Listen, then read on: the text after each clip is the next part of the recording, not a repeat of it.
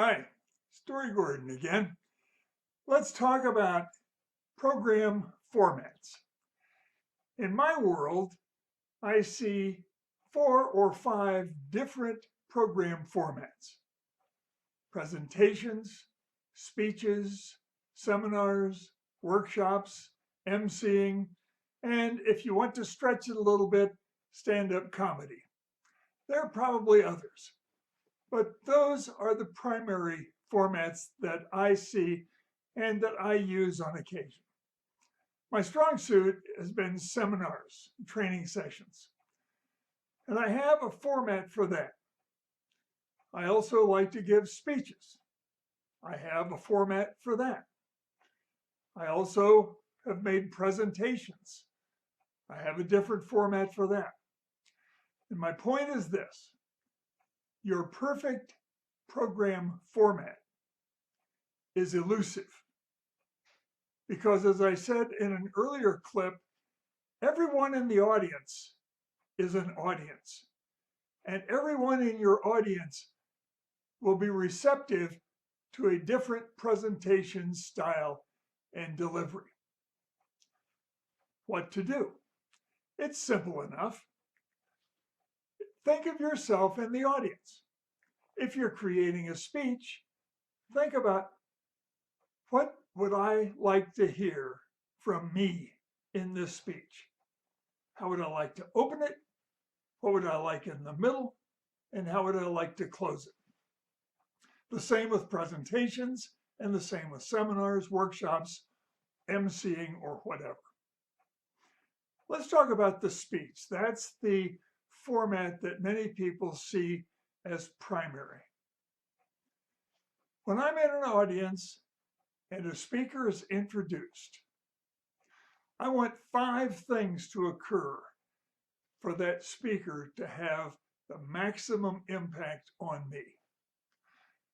The first thing I want is a setup line, something that grabs my attention and gets my mind off of whatever peripheral thinking has been going on in chatting with my neighbor, turning off my phone, or whatever happened at work that day.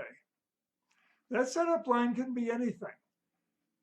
It can be about the program to come, or it can be about something else. One of the best I ever heard was when Bill Gove opened the program by saying, "We just got back from Maine. We had our grandson Christopher with us for 2 weeks.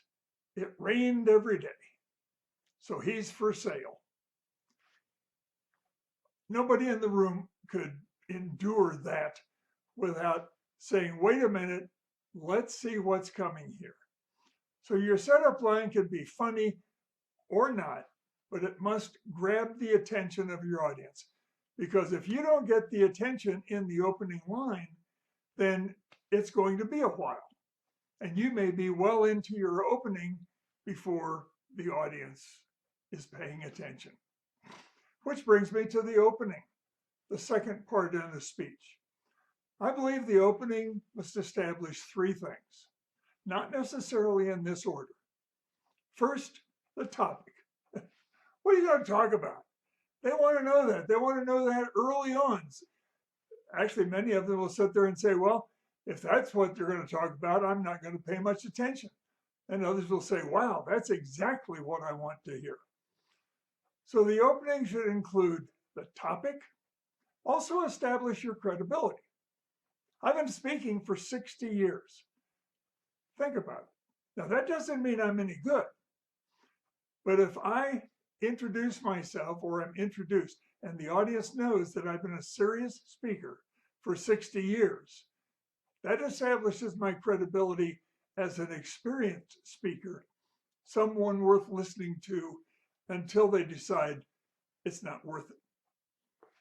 The third element of the opening is to invite everybody to come in. Hey, let's go take a trip. Come with me. I want to take you on a journey toward whatever the topic is. So those 3 things in the opening: establish your credibility, introduce the topic, and invite the audience to come along as fellow travelers. Then we get to the body.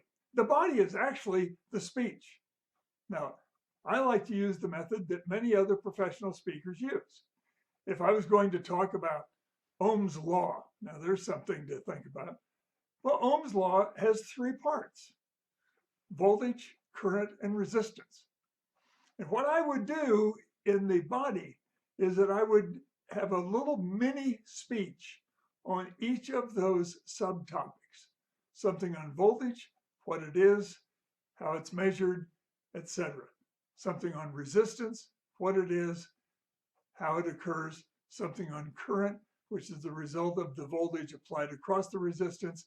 So that would be the body of my speech. Then there's the closing. And the closing is where I wrap it all up and establish and reflect on the significance of the program that's been completed. Finally, I like to have a sign-off line, the very last line that I'm going to say, something they can carry with them forever.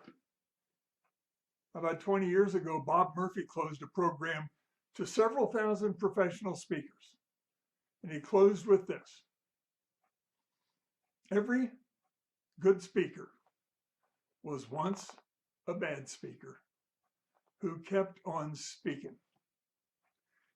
And if money is all you're getting out of speaking, you ain't getting enough. That is not only important for speakers, I think that's important for any profession we pursue. If money is all we're getting out of it, why are we spending all that time? Well, this is Story Gordon. That's my thought on the perfect program. Now, if you like presentations or seminars or workshops, do the same thing. Ask yourself, what's the perfect presentation format for me? What's the perfect seminar format for me? What's the perfect workshop format for me? If you create a format that's perfect for you, even though there will be people in the audience who don't care for it, the audience will know that you're delivering authentic material from where you live. This is Story Gordon saying thanks for stopping by. Hope to see you again.